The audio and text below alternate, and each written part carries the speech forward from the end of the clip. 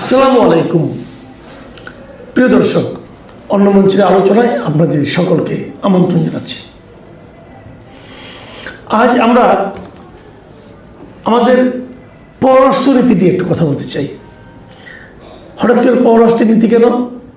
পররাষ্ট্রনীতি এই কারণে যে এই নতুন সরকারের মানে বিএনপি সরকারের যে মন্ত্রীর নিয়োগ নিয়ে শুরুতেই একদম প্রশ্ন উঠেছিল, তিনি হচ্ছেন পররাষ্ট্রমন্ত্রী ডক্টর খলিলুর রহমান।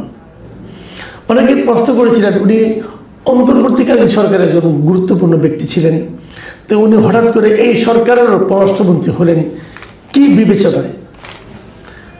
তো যেহেতু ওনাকে পররাষ্ট্রমন্ত্রী বানানোই হলো এবং বানানোর মাধ্যমে একটা প্রবল বিতর্কের জন্ম দেওয়া হলো, সেই ব্যক্তি পররাষ্ট্র মন্ত্রণালয়ের দায়িত্ব পেয়ে নিশ্চয়ই অসাধারণ কিছু একটা দেখাবেন। দেখাতে কি পেরেছেন? এ নিয়ে আলোচনা করবো আমরা আমাদের খুবই পরিচিত মুখ সিনিয়র সাংবাদিক জনাব মাহবুব কামালের সঙ্গে। জনাব মাহবুব কামাল, আপনাকে স্বাগত জানাচ্ছি। আপনি শুনলেন আমি পররাষ্ট্র মন্ত্রণালয় নিয়ে, আমাদের পররাষ্ট্র নীতি নিয়ে বিশাল কিছু হয়ে যাবে এমন একটা ধারণা অনেকের মধ্যে জন্ম নিয়েছিল, কারণ ওনারা বুঝতে পারছিলেন না যে আর কোন কারণে খলিল সাহেবকে পররাষ্ট্রমন্ত্রী বানানো হতে পারে। হয়তো অসাধারণ অস্বাভাবিক ওনার যোগ্যতা। আমরা দেখলাম উনি দায়িত্ব নেওয়ার পর প্রথম যে দেশটা সফর করলেন সেটা হলো ভারত। দিল্লি গেলেন, অনেকের সঙ্গে কথা বললেন, সেখান থেকে আবার দেখলাম যে দিল্লির বাইরেও চলে গেলেন, অন্য একটা জায়গার সম্মেলনে যে যুক্ত হলেন। সব কিছু হলো, কিছু লাভ কি হলো? কিছু পরিবর্তন কি দেখতে পাচ্ছেন? কিছু পরিবর্তনের ইঙ্গিত কি দেখতে পাচ্ছেন? জনাব মাহবুব কামাল। Thank you. দেখেন, পররাষ্ট্র নীতি নিয়ে আপনি সাবজেক্ট করছেন না। প্রথমে আপনি বলে, আপনি নিশ্চয়ই জানেন যে 2-3 দিন আগে সিলেটের একটা বর্ডারে বিএসএফ গুলি করেছে এবং পাল্টা গুলি করেছে বিজেপি, এবং বিজেপির প্রেস রিলিজটা আমি পড়েছি, সেখানে এই বিষয়টা বলা হয়েছে। এবং আশ্চর্যজনকভাবে অতীতে বর্ডার ম্যানেজমেন্টে যখন কোনো সমস্যা দেখা দিত তখন দুই পক্ষের ফ্ল্যাগ মিটিং হতো, কিন্তু এবার দেখা গেল এই ফ্ল্যাগ মিটিংটাও হলো না, বা আমি অন্তত দেখিনি ফ্ল্যাগ মিটিং হয়েছে কিনা। তাইলে বোঝা যাচ্ছে যে ইন্ডিয়ান গভর্নমেন্টের সাথে, বিশেষত ওয়েস্ট বেঙ্গলের নতুন বিজেপি গভর্নমেন্ট আসার পরে বাংলাদেশের সম্পর্কটা আগের চেয়ে একটু বিটার হয়েছে, আর একটু তিক্ত হয়েছে, ঠিক আছে? এবং এইটা এখন একটা ডেলিকেট সিচুয়েশন আমার মনে হচ্ছে। এবং শুভেন্দু অধিকারীর যে অ্যাটিটিউড, তাতে মনে হচ্ছে যে তারা বাংলাদেশকে ইরিটেট করতেই থাকবে, বাংলাদেশকে একটা আনস্টেবল সোসাইটি করার জন্য তারা উঠে পড়ে লাগবে। উদ্দেশ্য কী সেটা আমি বলতে চাই না। এখন এই যে সিচুয়েশনটা, বিশেষ করে ওয়েস্ট বেঙ্গলের সাথে আমাদের যে দ্বিপাক্ষিক যে ব্যাপারটা, এইটা কীভাবে হ্যান্ডেল করা যাবে, এটা একটা $1 মিলিয়ন কোয়েশ্চেন আফটার আপনার বিজেপি ক্ষমতায় এসেছে তারপরে। আচ্ছা, বর্তমান যে ডিপ্লোমেসি না, সেই ডিপ্লোমেসিটা যদি আপনি বিচ্ছিন্নভাবে আলাপ করেন তাহলে কিন্তু হবে না। এই ডিপ্লোমেসিটা কিন্তু ইন্টারিম গভর্নমেন্টের ডিপ্লোমেসিরই ধারাবাহিকতা, ঠিক আছে? এটা বিচ্ছিন্নভাবে বলা যাবে না। এবং আমরা দেখছি যে ইন্টারিম গভর্নমেন্টের যে ফরেন পলিসি, সেই ফরেন পলিসি একেবারেই বাজে। আমি একেবারে বুঝে শুনে বলতেছি। আমি ডিপ্লোম্যাটিক ভাষা ব্যবহার করতে পারতাম যে খারাপ না, খারাপ বা ইত্যাদি, আমি বাজে বলে ফেললাম। কীরকম দেখেন, এবং এটা শুরুটা করেছিলেন খোদ চিফ অ্যাডভাইজার এই বাজে ডিপ্লোমেসি। সেটা হচ্ছে যে উনি তখনও ক্ষমতা নেন নাই, on his way from Paris to Dhaka উনি বলছিলেন যে 7 সিস্টার ডিস্টেবিলাইজ করে দেওয়া হবে ইত্যাদি। ইট ওয়াজ টোটালি আনডিপ্লোম্যাটিক রিলেশন। উনি বুঝতেই পারেন না যে ইন্ডিয়া একটি স্ট্রঙ্গার নেশন, এবং স্ট্রঙ্গার নেশনের সাথে কীভাবে উইকারদেরকে ডিপ্লোমেসি করতে হয়, এই টেকনোলজি, এই আর্ট উনি জানেনই না। হ্যাঁ, ফলে যা হওয়ার তাই হয়েছে। শেষ পর্যন্ত আমরা ইলিশ মাছ পাঠাইতে বাধ্য হয়েছি। যাই হোক, কী হয়েছে দেখেন, অন্তর্বর্তী সময়ে কী হয়েছে, ডিপ্লোমেসিতে একটা কথা আছে, সেটা হচ্ছে যে আপনার কোয়াইট ডিপ্লোমেসি, মানে শান্ত diplomacy is far better effective than public drama. Public drama চাইতে শান্ত ডিপ্লোমেসি বেশি কার্যকর। আমরা ইন্টারিম গভর্নমেন্টের সময় দেখছি পাবলিক ড্রামা, নাটক, শুধু ড্রামা বললে হবে না, মেলো ড্রামা। সেই মেলো ড্রামা কি, সেভেন সিস্টার ইয়ে করে দেওয়া হবে, মানচিত্র পাল্টে দেওয়া হবে, এই হবে সেই হবে ইত্যাদি। এগুলি কোনো ডিপ্লোমেসি না। এবং আমি মানে ইন্টারিম গভর্নমেন্টের ডিপ্লোমেসি এত বাজে কেন বললাম আমি, তারা $1 পর্যন্ত আনতে পারে নাই বিদেশ থেকে, উল্টো IMF সহ সমস্ত আমাদের যে ফরেন ফান্ডিং যে সিস্টেম সেটাকে পঙ্গু করে দিচ্ছে। হ্যাঁ, এই ডিপ্লোমেসি। আমি একটু কথাটা মানে দেশে আসার আগে আমি একটু একাডেমিক হই, আপনি কিছু মনে করবেন না। না, ঠিক আছে। সেটা হচ্ছে যে আমরা ওয়ার্ল্ড ফেমাস কিছু ডিপ্লোম্যাটের নাম বলি, তারা কীভাবে ডিপ্লোমেসিটা করছে। হ্যাঁ, সেটা যে ওয়ার্ল্ড ফেমাস ডিপ্লোম্যাটদের মধ্যে আছে যেমন রুজভেল্ট একজন, আন্দ্রে গ্রোমিকো একজন, বান কি মুন, উনি আসার পরে যে মানে ইউনো সেক্রেটারি জেনারেল আগে যেটা ডিপ্লোমেসি, কফি আনান, তো কিসিঞ্জার, বেঞ্জামিন ফ্রাঙ্কলিন, এইগুলি ওয়ার্ল্ড ফেমাস কতগুলি ডিপ্লোম্যাট। তারা কি করছেন জানেন? তারা শুধু তাদের দেশের স্বার্থকে অগ্রাধিকার দেননি, they could shape the course of events of history, ইতিহাসের গতিপথ তারা পরিবর্তন করে দিয়েছেন। এবং আপনি জানেন যে দেশে দেশে ডিপ্লোমেসি যেভাবে হয়, পৃথিবীর গতি প্রকৃতি কিন্তু সেভাবে নির্ধারিত হয়। যেমন একটা উদাহরণ দিই, আমেরিকা এবং ইরানের যে যুদ্ধটা, সেইটা যদি আমেরিকা এবং ইরানের সাথে ডিপ্লোমেসিটা ফলপ্রসূ হইতো তাহলে কিন্তু যুদ্ধ থেমে যেত। যেহেতু এটা ফলপ্রসূ হচ্ছে না, সেহেতু কিন্তু যুদ্ধটা এখনো থামে নাই। এবং দেশে দেশে যে এটা তো গ্লোবাল ভিলেজ, তাই না? এটা একটা গ্লোবাল ভিলেজ। তা দেশে দেশে যে ভারসাম্যহীনতা, সেইটাকে ভারসাম্যপূর্ণ করে কি, কোন শাস্ত্র? এটা ডিপ্লোমেসি, তাই না? তো ফলে আমাদের ডিপ্লোমেটের অনেক ঘাটতি আছে, ঘাটতিগুলো একটু পরে আসি। সেটা হলো, দেখেন, ইন্টারিম গভর্নমেন্টের কথা বলতেছিলেন, আমাদের ইন্টারিম গভর্নমেন্টের ফরেন অ্যাডভাইজার কে ছিলেন? তৌহিদ সাহেব। জি, আচ্ছা, দেখেন একদম আধুনিক কালের যে ডিপ্লোম্যাট যারা, ধরেন একটা বলতে পারেন যে ম্যাড ইন অলব্রাইট, অথবা জয়শঙ্কর, ধরেন ইন্ডিয়ার জয়শঙ্কর, না জয়শঙ্কর, মেড ইন অলব্রাইট, এদের যে ডিপ্লোম্যাটিক মাইন্ড, এদের যে কী বলে টেকনোলজি, হ্যাঁ, সেইটার ধারে কাছে হচ্ছিল না আমাদের তৌহিদ সাহেব, ঠিক আছে? এবং বলা হয়ে থাকে মানে ডিপ্লোমেসিতে কিন্তু কথা বললেই যে ডিপ্লোম্যাট হয় তা না, আপনার মানে চুপচাপ থাকার মধ্যেও কিন্তু ডিপ্লোমেসিটা অনেক সময় সফল হয়, কম কথা বলার মধ্যে।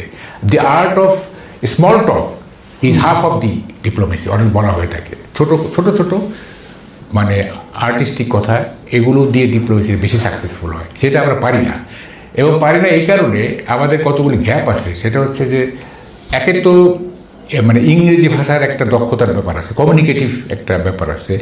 সেকেন্ডলি যেটা লাগে সেটা হচ্ছে সেন্স অফ হিউমার এবং উইট। আপনি যে আপনার শত্রুকে কীভাবে জয় করবেন, আপনি সেন্স অফ হিউমার দিয়ে, আপনি উইট দিয়ে তাকে আপনি জয় করবেন। যেহেতু আপনার উইপন নাই, আপনার তো উইপন নাই যে স্ট্রঙ্গারদের সাথে ফাইট করবেন, তারপর অস্ত্র তো অনেকই। আপনি বাগ্মিতা দিয়ে তাকে তার মন জয় উইন ওভার করবেন, তার হার্টকে, তার কাউন্টার পার্টকে, তাই না?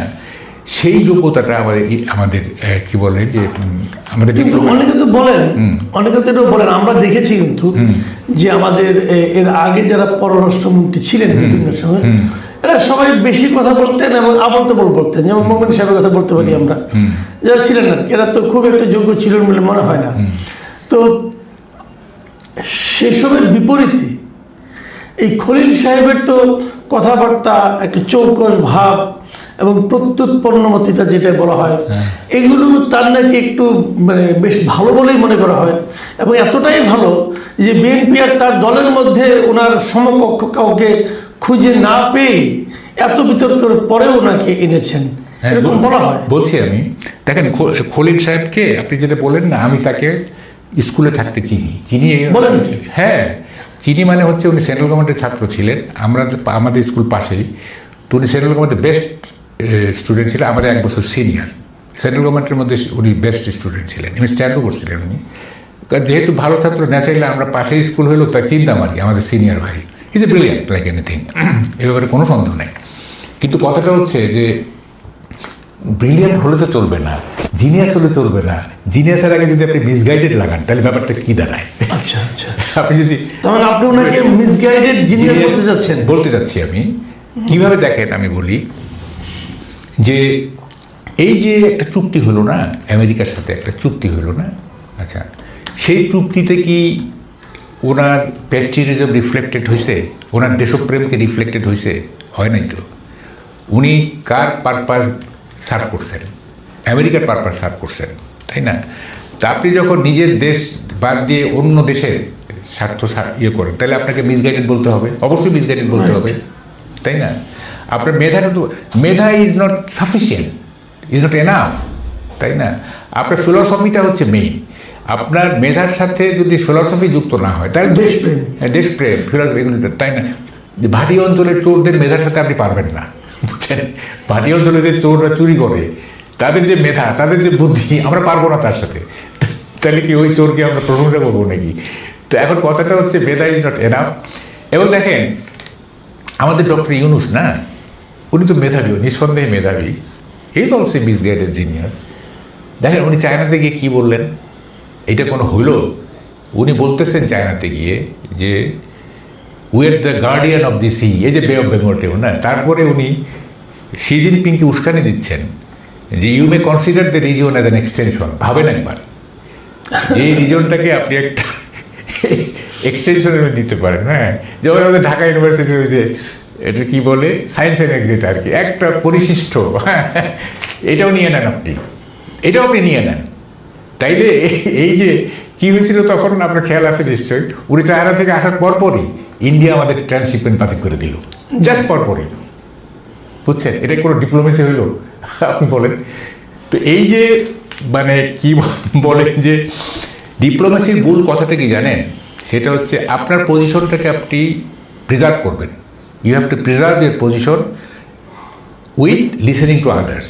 আপনি অন্যদের কথা শুনবেন, কিন্তু আপনার পজিশনটা আপনি প্রিজার্ভ করবেন। আপনি আপনার পজিশনটা কি সেটা আপনাকে আগে স্টিক করতে হবে, তাই না? তা আমরা তো আমার পজিশনটা কখনো ইয়ে করিনি, আমরা সবসময় একটা তালগোল পাকাইছি আর কি। হ্যাঁ, ফলে যা হওয়ার তাই হয়েছে। এখন কি হবে আমি জানি না। একটা কথা আপনি আমাকে বলেন তো, যে অন্তর্বর্তীকালীন সরকার আমলে আমরা দেখেছি, এবং এটা নিয়ে অনেকে বলেছেন যে ভারতের সঙ্গে আমাদের যে দ্বিপাক্ষিক সম্পর্ক সেটা একদম সর্বনিম্ন পর্যায়ে ছিল, এবং অনেকে এমনও বলা বলি করেছিল যে নতুন বিএনপি সরকারের সঙ্গে ভারতের সঙ্গে দ্বিপাক্ষিক সম্পর্ক অনেকটাই উন্নতি হবে। 3 মাসে কি মনে হচ্ছে, হয়েছে কিছু? না, হয় নাই। 3 মাসে তো হইতো, তাহলে কি এইভাবে বিএসএফ আর বিজেপি গোলাগুলি করে? কেন হলো না, কেন না হচ্ছে না, কারণটা কি? হ্যাঁ, প্রথম কথা হচ্ছে দেখেন ইন্ডিয়া তো প্রি অকুপাইড না, pre occupied in the sense যে তারা তো আওয়ামী লীগের প্রতি টিল্টেড, এ ব্যাপারে তো কোনো সন্দেহ নেই। শেখ হাসিনার প্রতি সিম্প্যাথেটিক, এটা তো অস্বীকার করার কোনো উপায় নাই, তাই না? তো এই জায়গাটা তো আপনাকে ডিল করতে হবে, এই জায়গাটা তো আপনি ডিল না করলে তো হবে না। হ্যাঁ, আপনি যতই কিছু করেন না কেন, এইটাকে আগে আপনাকে একটা সলিউশনে আসতে হবে। যেমন ধরেন আপনাদের জাহিদুর রহমান সাহেব, আমাদের তথ্য উপদেষ্টা, উনি বলছেন যে শেখ হাসিনা যদি এখানে আসে তাইলে এক্সট্রা জুডিশিয়াল কিছু করা হবে না, ইনসাফ। আমার হাসি পাইছে, বাংলাদেশ তারও আবার ইনসাফ। তো যাই হোক না, একজন সরকারি লোক কেন তাকে উচ্চারণ করতে হয় যে আমরা বিচার বহির্ভূত কিছু করবো না, এটা তো বলার অপেক্ষা রাখে। উচ্চারণ যখন আপনি করবেন তখন বুঝতে হবে যে আপনার সম্পর্কে পাবলিক পারসেপশনটা হলে এমন, আপনি করতে পারেন, আপনি করতে পারেন। দেখেন, আরে আপনি যেটা বললেন না যে এক্সট্রা জুডিশিয়াল কিছু হবে না, ইন্ডিয়াকে কনভিন্সড হইল? আপনি যে ইন্ডিয়াকে এই কথায় কনভিন্সড হইল? ইন্ডিয়া তো মনে করবে যে এয়ারপোর্টে নামা মাত্র মব তাকে শেষ করে দিবে। এটা যদি ইন্ডিয়া মনে করে যে হাসিনা দেশে ল্যান্ড করা মাত্রই একটা বিরাট মব গিয়ে তাকে আর্মি টার্মি কিচ্ছু বুঝবে না, গিয়ে তার ধ্বংস করবে, এটা মনে করলে তো দোষের কিছু হবে না, তাই না? এক্সট্রা জুডিশিয়াল কিছু হবে না। আর জাহের যেটা বোঝাতে চাইছে সেটা হচ্ছে যে উনি আসুক, উনি হাইকোর্ট সুপ্রিম কোর্ট ফেস করুক, তারা যদি তাকে অ্যাকুইট করে দেয় অ্যাকুইটেড হবে, তারা যদি পানিশমেন্টকে বহাল রাখে তাহলে পারে, এটা একটা ইনসাফ। উনি বলছেন থিওরিটিক্যাল কথা, প্র্যাকটিক্যাল জিনিসটা কি? আমাদের দেশে যে থিওরি এবং প্র্যাকটিসের মধ্যে যোজন যোজন পার্থক্য, এটা তো আমাদের বুঝতে হবে, তাই না? এটা না বুঝলে তো হবে না। দেখেন আমি যেটা একটা বলি আপনাকে, আপনি যদি এটাও ডিপ্লোমেসির একটা কথা আছে, আমি এগুলো নিয়ে কিছু লেখাপড়া করছিলাম তো এই জন্য মনে আছে আমার। সেটা হচ্ছে যে আপনি যদি ন্যাস্টিয়েস্ট ডিপ্লোমেসি করতে চান, সবচেয়ে নোংরা ডিপ্লোমেসিটা যদি করতে চান, তাইলেও আপনাকে সেটা করতে হবে ইন এ ফাইনেস্ট ওয়ে। হ্যাঁ, সবচেয়ে ভালো ভালো ওয়েতে আপনাকে ন্যাস্টিয়েস্ট ডিপ্লোমেসিটা করতে হবে। তা আমরা তো ফাইনেস্ট ওয়ে জানি না, আমরা জানি ন্যাস্টি ডিপ্লোমেসি, আমরা ফাইনেস্ট ডিপ্লোমেসি জানি না।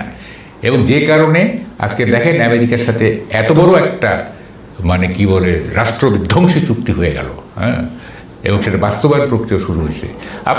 আপনি যে খলিলুর রহমান সাহেবের কথা বলতেছেন না, এই চুক্তিটা নিয়ে পার্লামেন্টে ডিসকাশন হলো না, এই চুক্তি নিয়ে কিছু হলো না, এই চুক্তি বাস্তবায়ন প্রক্রিয়া শুরু হলো। অ্যাটলিস্ট দেখেন এটা কি বলবো, এই পার্লামেন্টে দুইটা মেজর সেন্সিটিভ ইস্যু আলোচিত হলো না, একটা আমেরিকার চুক্তি আর একটা হাব। এবং হাবের ব্যাপারটা দেখেন, রুবিন ফারহানা বলতেছিল, কি জানি বলতেছিল, তখন স্বাস্থ্যমন্ত্রী বললেন যে এটা বসে বললেন না, ভয় পাবে, ভয় পাইলে ইমিউন সিস্টেম দুর্বল হয়ে যায়। তখন রুবিন ফারহানা বললেন এটি যে এই 300 জন কি হাম আক্রান্ত শিশু যে ইমিউন সিস্টেম ডিফেক্ট। দেখেন মানে হামের জন্য কে দায়ী, সেইটা পরে হবে, আপনি জিনিসটা আলোচনা করবেন, তাই না? আমেরিকার চুক্তিতে, হ্যাঁ আমেরিকার চুক্তির কথা একটা বিতর্ক হইতেই পারে, যেমন আমাদের গার্মেন্টসের অনেক কিছু আমেরিকার উপর নির্ভর করে। তারপরে ট্রেড ডেফিসিট আছে 6 বিলিয়ন অ্যান্ড 2 বিলিয়ন, এটা কীভাবে হবে না হবে, তারপর ট্যারিফের কী হবে, এগুলি এইসব ইস্যু তো আনরিজলভ আছে, তাই না? তো এগুলি আলোচনা হবে না, চুক্তির তো আলোচনা হবে, কিন্তু পার্লামেন্টে এই চুক্তি দুটো আলোচনাই হলো না, হ্যাঁ, এবং আলোচনা ছাড়াই এটা বাস্তবায়ন প্রক্রিয়া শুরু। এখানে আরেকটা কথা মোটামুটি আলোচনায় আসছে, সেটা হলো যে এই বাণিজ্য চুক্তির পরে আবার আমরা শুনলাম যে যুক্তরাষ্ট্রের সঙ্গে নাকি বাংলাদেশের এক ধরনের একটা প্রতিরক্ষা চুক্তি, একটা কিছু মোটামুটি চূড়ান্ত পর্যায়ে পৌঁছে গেছে। তো এটা কি ধরনের ডিপ্লোমেসি হলো? কারণ যদি এটা হয়ে যায় তাহলে আমাদের এই বঙ্গোপসাগর এই রিজিয়নে ভারত এবং চীনের যে আধিপত্যটা আছে সেখানে কিন্তু হাত পড়বে যুক্তরাষ্ট্রের।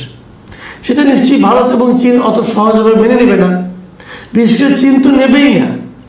যদি চীন না নেয় তখন চীনের সঙ্গে যুক্তরাষ্ট্রের একটা সংঘাতপূর্ণ পরিস্থিতি কিন্তু এই এলাকাকে কেন্দ্র করে তৈরি হতে পারে। যদি সেটা হয়, সেটা হবে কোথায়? চীন আর আমেরিকা যুদ্ধ করবে, যুদ্ধক্ষেত্র হবো আমরা।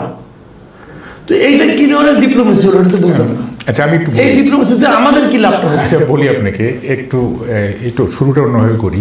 দেন ট্রাম্প যখন চায়নাতে গেল না, তো আমি মনে মনে ভাবতেছিলাম যে চায়নার সাথে যে সংঘাত, যে বিশেষ করে ট্রেড ওয়ার যেটা চলতেছে, হ্যাঁ, সেইটা হয়তো একটু বরফ হয়তো গলবে, একটা সম্পর্ক স্বাভাবিক হবে। যদি সম্পর্ক স্বাভাবিক হয় তাহলে আমরা অনেক কিছু থেকে রেহাই পাবো। যেমন একটা পাবো যে তাহলে হয়তো আমরা চায়না থেকে আর্মস কিনতে পারবো, আমেরিকা খুব একটা বাধা দিবে না, মানে এরকম আমি ভাবতেছিলাম আর কি।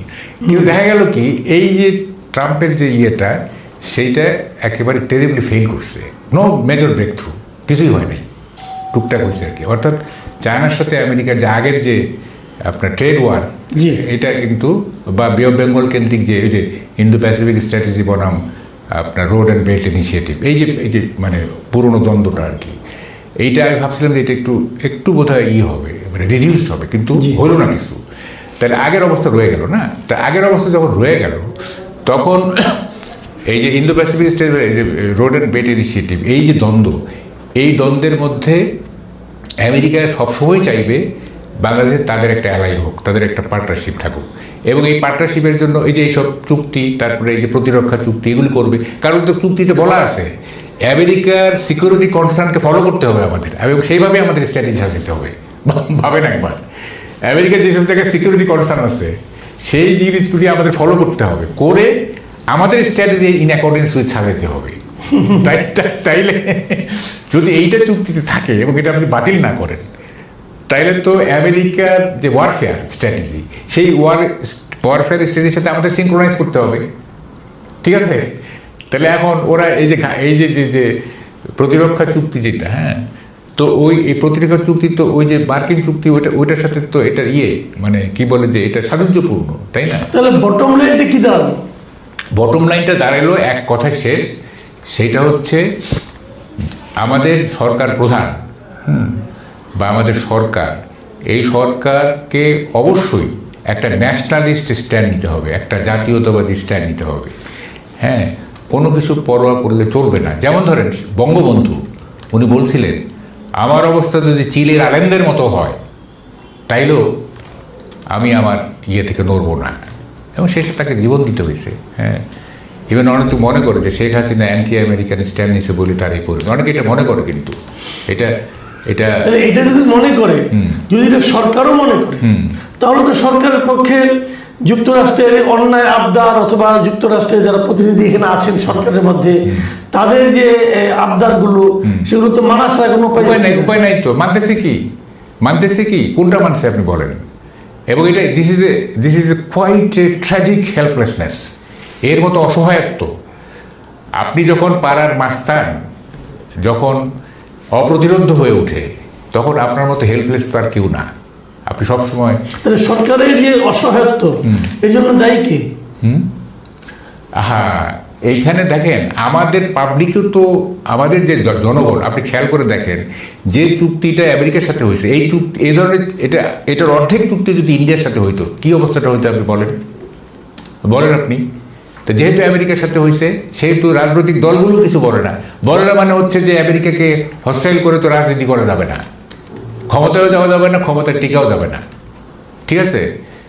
তো এই যে অসহায়ত্ব, এই যে আমেরিকার কারণে যে দেশে দেশে সরকারগুলোর যে অসহায়ত্ব, যেমন ধরেন এই যে ভেনেজুয়েলার প্রেসিডেন্ট না, তাকে তুলে নিয়ে গেল পর্যন্ত। হ্যাঁ, বলেন আপনি এটা একটা সিভিলাইজড ওয়ার্ল্ড, এটা একটা সভ্য পৃথিবী, হ্যাঁ, তুলে নিয়ে গেল তাকে স্টেট ওয়ে। আমরা কি করবো? আমাদের জনগণের আন্দোলন ছাড়া উপায় নেই। জনগণ আন্দোলন করতে হবে এবং জনগণের আন্দোলনের সাথে সরকারকে একাত্ম হইতে হবে, সোজা হিসাব। জনগণ আন্দোলন করবে এবং সরকারকে সেই আন্দোলনের সাথে একাত্ম হইতে হবে। কারণ আমরা এগুলি একাত্ম হইনি কখনো। প্যালেস্টাইনের বিরুদ্ধে যখন অনেক আগে এই আন্দোলন হয়েছে, তখন সরকার এবং জনগণকে আমরা এটা একত্র হইনি, বা অনেক ইন্টারন্যাশনাল ইস্যু থেকে আমরা একাত্ম হইনি। জনগণকে ঐক্যবদ্ধ হইতে হবে এবং সরকার এই দেখাইতে হবে সরকারকে যে জনগণ খেপে উঠছে, সুতরাং আমাদের কিছু করার নেই। আমি কি বুঝতে পারছি আপনাকে? জি, অনেক ধন্যবাদ, জনাব মাহবুব কামাল। প্রিয় দর্শক, আমাদের মাহবুব কামাল ভাই বরাবরই আমাদের সঙ্গে যখন কথা বলেন, আমরা ওনার কথা থেকে একটা আশার একটা আলো দেখতে পাই। আমার ধারণা এবারে আমরা সে আশার আলোটা খুব বেশি তীব্র আকারে দেখতে পেলাম না। সব মিলে আমরা যে কতটা অসহায় অবস্থা পড়ে গেছি, সরকার যে কতটা অসহায় অবস্থা পড়ে গেছে, এটা আমরা উপলব্ধি করতে পারলাম এবং সেই সঙ্গে সেটাও বুঝতে পারলাম যে অসহায় অবস্থা দেশকে ফেলে দেওয়ার পিছনে কাজ করছে আমাদের ভুল ডিপ্লোমেসি। ভুল ডিপ্লোমেসিটা কি আমরা ভুল করে পেয়েছি, নাকি আমরা শখ করে কাঁধে নিয়েছি, সেটা বিবেচনার ভার সময় হয়তো করতে পারবে, আপনারাও বুঝতে পারবেন। এখন এ পর্যন্তই। আল্লাহ হাফেজ।